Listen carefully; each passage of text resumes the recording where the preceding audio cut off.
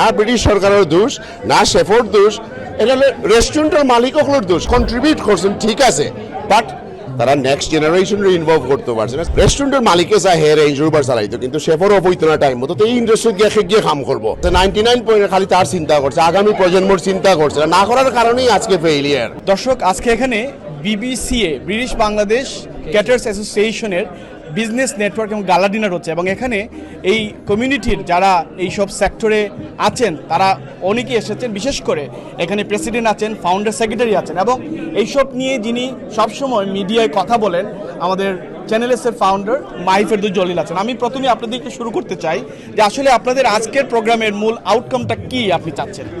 আমি একটু আগে বলে গেছি, এখনো বলবো, we have this business networking and gala dinner is about lobbying for our industry issues, whether it's the skyrocketing produce, the low skill staff, and more importantly we are lobbying heavily for the non-domestic rate, because we need that to remain as it is or even lower, and we will continue to do that because we have been successful in 2019 to lobby for the non-domestic rate, and it was reduced to 0, and 2 years ago it was the relief was 70%, now is 40%, so we will keep fighting for our industry. Thank you.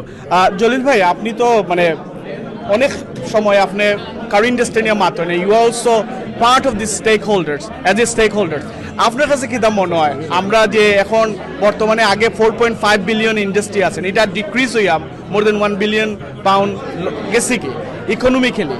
So and overall আমরার মাঝে অনেক honesty, dishonesty, unhealthy competition নিয়ে আপনি অনেক সময় মাত্র নেই। You got a show catering circle, আপনি কিছু কইবানি আমরা আসলে what is your suggestion or what is your thought about the industry?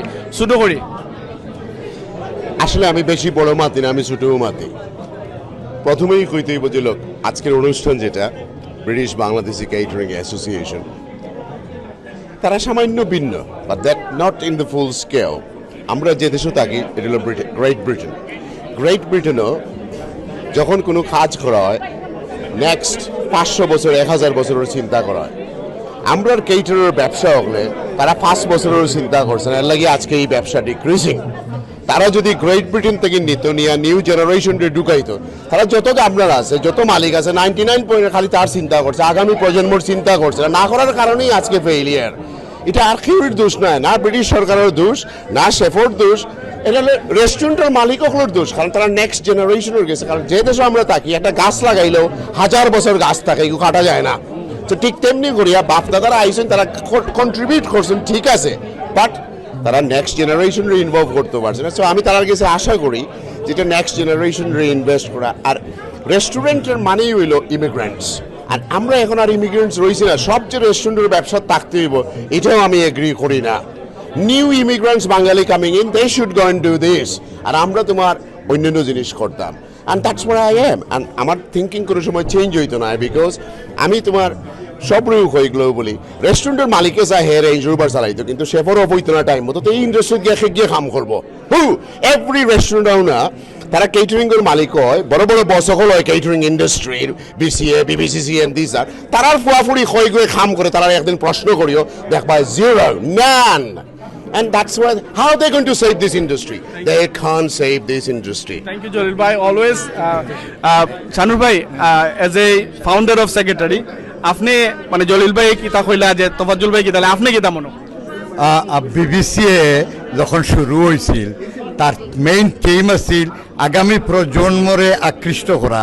And আমরা আজকেও করছি, আগামী 10 বছর বাদে দেখবা ইনশাল্লাহ ফুল অফ আগামী প্রজন্ম। যার এক্সাম্পল 1971 রেস্টুরেন্ট আমি স্টাবলিশ করছি আগামী প্রজন্মরে দিয়া। আর আমি আজকের আমার আরেকটা মেসেজ হইল, আমি অল দ্য রেস্টুরেন্টার, আমরা জানি আমরার আইডেন্টিটি, আমরার profile as a Bangladeshi restaurant হিসাবে স্টাবলিশ করি। ধন্যবাদ।